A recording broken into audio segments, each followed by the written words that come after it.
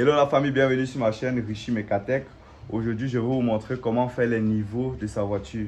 Donc, comment contrôler l'eau de refroidissement, l'huile moteur et l'huile de frein. Parce que ce sont des liquides vraiment très importants. Que si vous ne savez pas contrôler, vous roulez avec un danger terrible. Soit vous pouvez couler le moteur, soit vous pouvez cogner, ou faire un accident à cause de l'huile de frein parce qu'il n'y a pas assez. Votre freinage soit pas efficace pour stopper le véhicule. Bon, il y a un quatrième liquide qui est l'eau d'essuie-glace qui n'est pas très important, mais il est quand même important pour nettoyer les vitres de la voiture. Donc c'est ça le but de la vidéo. Let's go, c'est parti.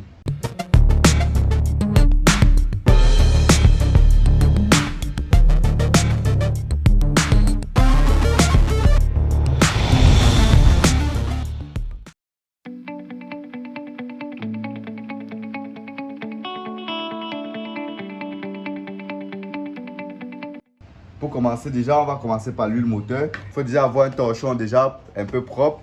Retirer la jauge qui est là, la jauge d'huile moteur. D'abord l'essuyer. C'est la procédure. L'essuyer bien. Quand vous l'essuyez, vous le remettez à l'intérieur. Et vous laissez le moteur d'abord, vous laissez le moteur sur place pendant 10 minutes et sur un endroit plat. Comme vous pouvez voir, moi ici sur un endroit comme vous pouvez voir, la voiture est sur un endroit plat. Il n'est pas sur les criques ou quoi. Il est sur un endroit plat. Donc, il faut laisser le véhicule sur un endroit plat pour faire le niveau du moteur. Parce que c'est très important. Parce que si vous faites sur un endroit incliné, il peut vous donner une fausse indication. Vous croyez qu'il y a l'huile est à un niveau normal dans le moteur alors qu'il n'y a pas assez d'huile. Donc, vous essuyez comme j'ai fait là. Vous essuyez bien la jauge. Vous le remettez. Vous le remettez là, vous le tirez, vous regardez, comme vous pouvez voir là, je ne sais pas si vous voyez bien, voilà l'huile qui est là, au niveau du point haut, vous pouvez tourner là, vous regardez des deux côtés toujours, vous essuyez encore, vous pouvez faire la procédure deux ou trois fois. Donc pour jauger le moteur, voici les deux indications, ça c'est niveau minime, ça c'est niveau maxi, donc le creux qui est ici c'est le minimum qui doit avoir dans le moteur, le minimum d'huile, dans la quantité minimum qu'il doit avoir dans le moteur, ça doit se situer ici. Le maxi c'est ici, il ne faut pas dépasser le maxi, sinon vous étouffez le moteur et c'est pas bien. Donc en général, il faut que l'huile se trouve presque au maxi, toujours là à 80% et tout. Là vous pouvez laisser la quantité là, mais si elle se trouve net au minimum, il faut déjà penser à ajouter l'huile ou bien faire la vidange et tout, si l'huile est déjà trop sale. Donc c'est ça. J'ai fait la première fois, maintenant on fait encore la deuxième fois pour se rassurer. Vous pouvez faire cette opération soit 2 à 3 fois. Vous regardez encore. Vous regardez, premier côté et deuxième côté. Vous voyez qu'il est toujours au niveau maxi. Vous avez vu? Et l'huile est propre. Niveau maxi, parce qu'on a fait la vidange il n'y a pas longtemps. Niveau mini, niveau maxi. Vous voyez, il se trouve toujours au niveau maxi. Vous pouvez encore faire la dernière fois la même procédure. Pour vous assurer toujours. Donc vous pouvez faire cette procédure 2 à 3 fois. Tu vois, elle se trouve toujours là. Toujours là. Donc ça veut dire que la quantité d'huile est très bonne et suffisante pour ce moteur. Donc on a fini avec l'huile moteur. Maintenant on va passer avec l'eau de refroidissement. L'eau de refroidissement qui se trouve ici. Je ne sais pas si vous voyez là. Ici on écrit niveau mini. On écrit minimum et maximum. Donc il va un peu essuyer pour nettoyer, vous allez voir.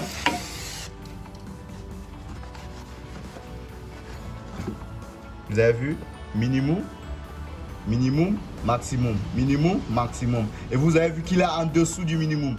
Donc ça veut dire qu'il faut augmenter de l'eau jusqu'au maximum. Il ne faut pas remplir tout la vase parce que si vous remplissez tout la vase d'expansion, c'est pas bien. Ça étouffe le circuit d'eau et lorsqu'il y aura la pression, ça peut lâcher un tuyau. Donc vous mettez toujours au maxi et vous vous arrêtez.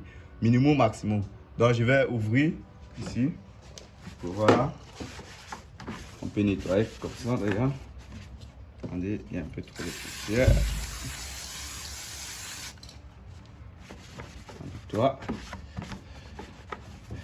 Et pour remarquer, comme vous pouvez remarquer sur le bouchon, on n'ouvre pas le bouchon lorsque l'eau chauffe ou lorsque le moteur tourne ou lorsque vous avez beaucoup roulé.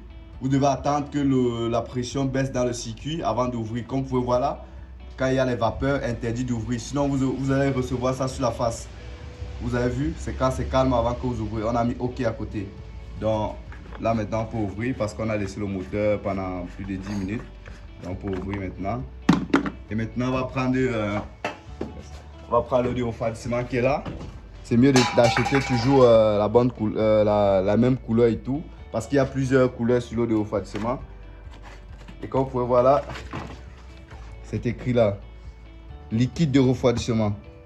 Liquide de refroidissement. Ici, je crois que c'est en néerlandais. Liquide de refroidissement. Parce qu'il ne faut pas confondre. Vous mettez l'eau des essuie-glaces à la place de liquide de refroidissement. On ouvre.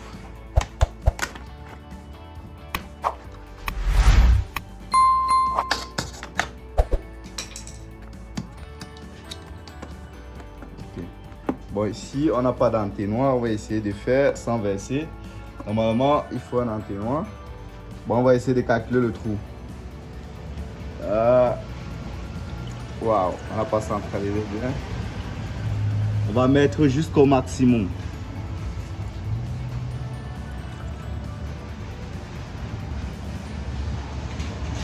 Voilà. Voilà, elle est sur la ligne. Vous avez vu? Sur la ligne du maximum. Voilà la ligne. OK.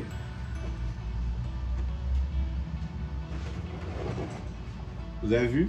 J'ai fait le point. Elle est sur le maximum là. Voici la ligne. Elle doit être au niveau maxi. Niveau mini, la ligne est là en dessous. Niveau maxi, la ligne est là. Donc j'ai fait la point pour le liquide de refroidissement. Donc ça veut dire que à l'heure actuelle, le moteur ne peut plus avoir un quelconque surchauffage ou quoi. Si le moteur est en bon état et tout. Parce que l'huile et l'eau de refroidissement sont dans la quantité requise par le constructeur.